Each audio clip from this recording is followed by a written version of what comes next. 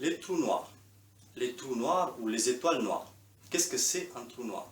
Un trou noir, c'est tout simplement un concentré d'énergie dans un espace relativement restreint. C'est tout simplement une force gravitationnelle importante qui écrase la matière, puisque c'est sur une surface relativement restreinte, écrase la matière et on n'a plus que de l'énergie pure là-dedans.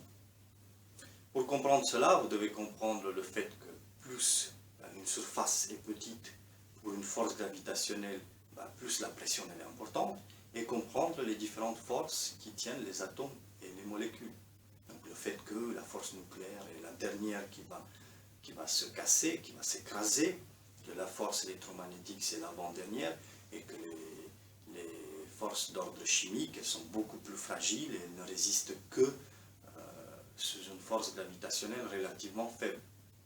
Par exemple, sur notre planète, la force gravitationnelle est relativement faible, ce qui fait que nous pouvons avoir des molécules très complexes, même des cellules, des êtres humains, des arbres, où si on appliquerait un peu plus de pression, on va écraser tout cela, toutes ces molécules très complexes, elles ne résisteraient pas. Si on va, par exemple, dans une étoile, où la pression elle est beaucoup plus importante, les liens d'ordre chimique qui forment les molécules ne résisteraient plus. Donc on va écraser cette matière pour devenir que des atomes. On n'aura plus que les atomes qui vont résister. Ensuite, si la pression elle est encore plus importante, pas forcément une force gravitationnelle encore plus grande, par exemple, si la force gravitationnelle qui se répartit sur toute la surface de notre Soleil, elle va se repartir sur une surface beaucoup plus petite. Là, les atomes eux-mêmes seraient écrasés et on aurait une étoile à neutrons.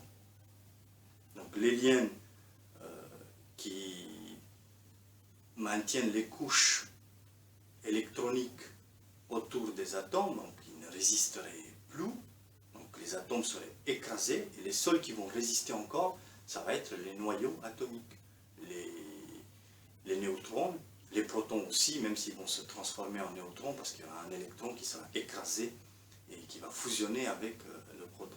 Donc on aura une étoile à neutrons.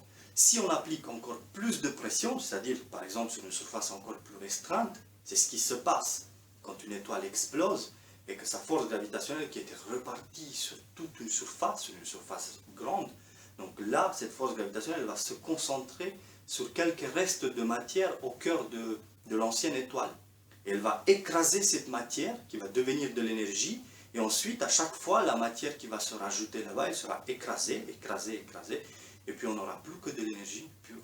Donc c'est ce qui se passe quand on a une pression encore plus importante due à une force gravitationnelle importante sur une surface relativement restreinte. C'est ce qui va se passer, c'est que la matière sera écrasée et on n'aura plus que de l'énergie. Voilà, tout simplement.